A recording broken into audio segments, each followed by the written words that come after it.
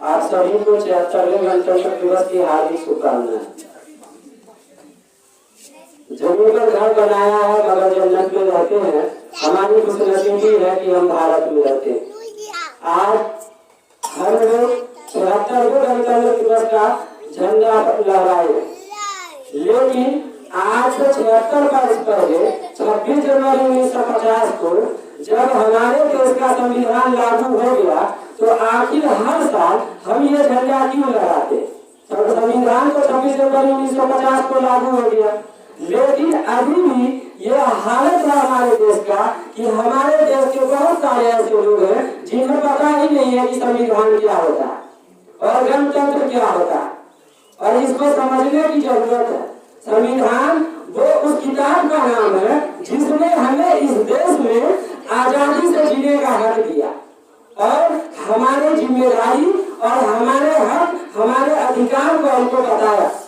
लेकिन आज इस देश की आधी से ज्यादा आबादी अपने हक को नहीं समझती है, अपने अधिकार को नहीं समझती है, और यही वजह है कि हम आगे की ओर जाने की बजाय पीछे की ओर चले आ रहे हैं। और इसकी सबसे बड़ी वजह है अशिक्षा। हम लोग अभी जहाँ मौजूद है वो एक शिक्षण संस्थान है, और शिक्षा का मकसद होता है ज्ञान में वृद्धि।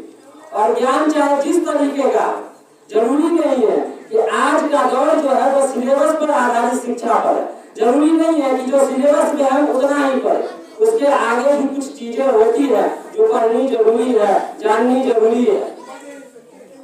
और अगर ऐसा नहीं होता है तो हम जो आगे की ओर जाने की कोशिश कर रहे हैं वो शायद ही नहीं जा पाएंगे। और यही वजह है कि सिलेबस पर आधारित पढ़ाई को पढ़ने के चक्कर में आज के स्टूडेंट्स के अंदर अपनी सभ्यता, अपनी संस्कृति और अपनी तहजीब की सारी बातें लगभग खत्म हो चुकी है।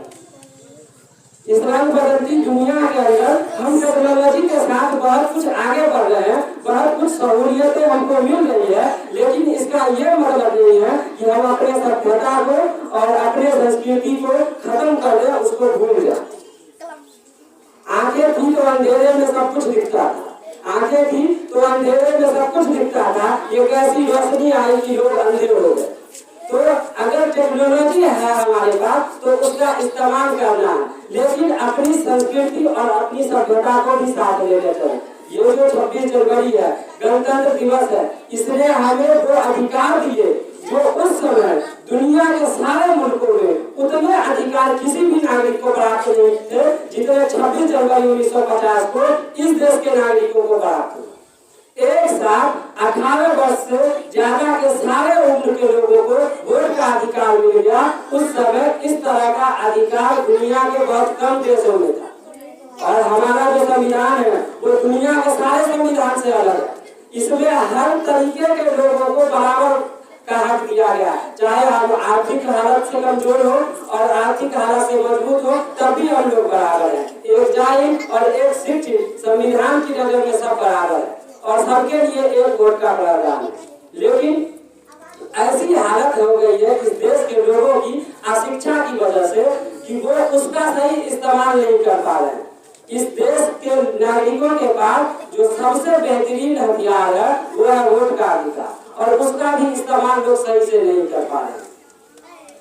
और खासकर अभी जो आने वाली जनरेशन है और उसको बेहतर शिक्षा देने की जरूरत है और उसको शिक्षित करने की जरूरत है। अगर वो जनरेशन शिक्षित नहीं होगी तो अभी जो हालत है उससे आने वाली हालत इससे भी बदतर हो जाएगी। इसलिए चाहे हालत जैसी भी हो, परिवार की कंडीशन जैसी हो, माता पिता की कंडीशन जैसी हो, लेकिन सारे लोग ये कोशिश करें कि अपने बच्चों को बेहतर से बेहतर शिक्षा दें, ताकि जो कमियां रह गई है हमारे समाज के अंदर उसको फिर से सुधारा जा सके और उस समाज को वैसा समाज बनाया जा सके जैसा संविधान के अनुसार हम जो अपनी जिंदगी गुजारेंगे वो इस देश का संविधान जो हमको कहता है, इस देश का कानून जो कहता है उसके अनुसार गुजारेंगे और इस देश के लिए हमारी जो जिम्मेदारी है उसको पूरा करेंगे।